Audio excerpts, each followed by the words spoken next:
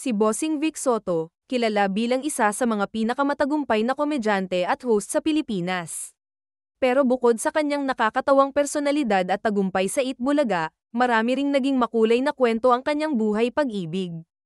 Kaya sa video na ito, alamin natin ang mga babaeng na link kay Bossing Vic Soto, mula sa kanyang unang asawa, hanggang sa kanyang forever, ngayon. Dina Bonnevie. Unang-una sa listahan, si Dina Bonnevie, ang unang asawa ni Bossing. Nagkarelasyon sila noong late 1970s at nagpakasal noong 1982. Biniyayaan sila ng dalawang anak, sina Dan Nica at Oyo Boy Soto. Ngunit matapos ang ilang taon, naghiwalay sila noong 1986. Sumunod sa listahan ay ang Itbulaga sweetheart na si Connie Reyes. Pumasok siya sa show noong 1982 bilang bagong co-host, at dito nagsimula ang kanilang on-screen chemistry ni Bossing. Hindi nagtagal, naging totoo ang kilig sa likod ng kamera. Naging magkarelasyon sila, at noong 1990, isinilang ang kanilang anak na si Vico Soto, na ngayon kilalang mayor ng Pasig City. Bagamat hindi nauwi sa kasalan ng kanilang relasyon, nanatiling maganda ang samahan nila bilang magulang kay Vico. Marami ang humahanga sa kanila dahil kahit tapos na ang romantic relationship, pinatunayan nilang posible ang respeto at pagkakaibigan para sa kapakanan ng kanilang anak. Christine Jacob. Sa pagpasok ng 1990s, nakasama ni Bossing sa Itbulaga ang dating swimmer at TV host na si Christine Jacob. Dahil sa kanilang sweetness, maraming fans ang nakapansin at agad silang nalink sa isa't isa. Maraming ulat noon na tila may espesyal na ugnayan sila, pero pareho nila itong hindi kinumpirma. Hanggang ngayon, nanatili itong isang showbiz mystery, totohanan ba o simpleng friendship lang. Isa lang ang sigurado, si Christine Jacob ay isa sa mga babaeng nagmarka sa buhay ni Bossing sa panahon ng kanyang prime sa Itbulaga. Aiko Melendez. Hindi rin nakaligtas si Bossing sa mga blind items noong 1990s, dahil nalink siya sa batang aktres noon na si Aiko Melendez. Maraming chismis ang lumabas na nagkaroon umano sila ng espesyal na relasyon, ngunit kapwa nila itong itinanggi. Sa mga panahong iyon, sikat na sikat si Aiko bilang teen star, kaya naging laman ito ng mga pahayagan. Pero ayon kay Aiko sa mga panayam, magkaibigan lamang sila ni Bossing at walang namagitan sa kanila. Kaya nanatili itong bahagi ng mga alamat ng showbiz love rumors. Ang isa sa mga dating co-host ng Itbulaga na si Angela Luz ay naging bahagi din ng buhay ni Bossing Vic Soto. Si Angela ay dating actress noong 1990s, at naging partner ni Bossing sa isang tahimik ngunit seryosong relasyon.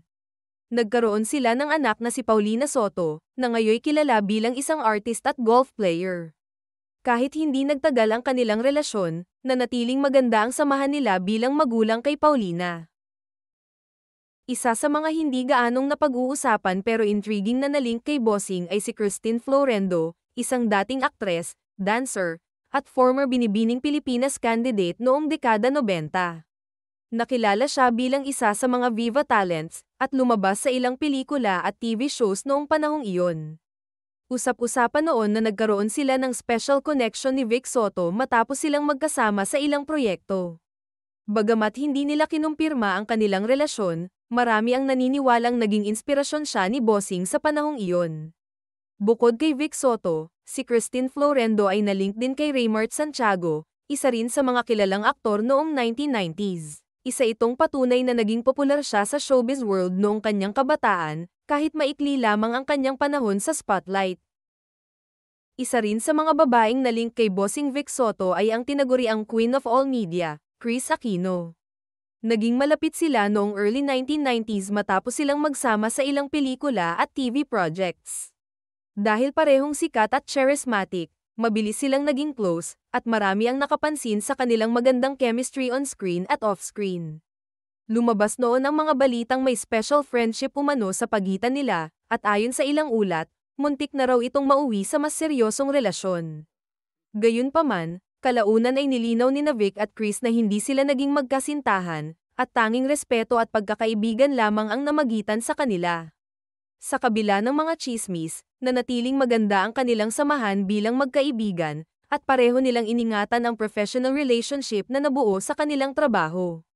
Pia Guanyo. Mabilis ang chemistry nila ni Pia Guanyo noong mid-2000s sa Itbulaga.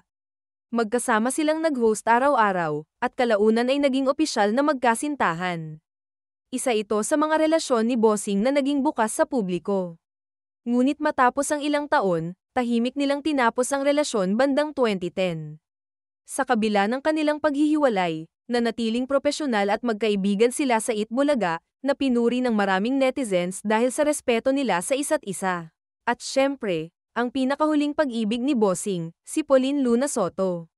Nagsimula sila bilang magkasama sa Itbulaga, at unti-unting umusbong ang kanilang pag-ibig.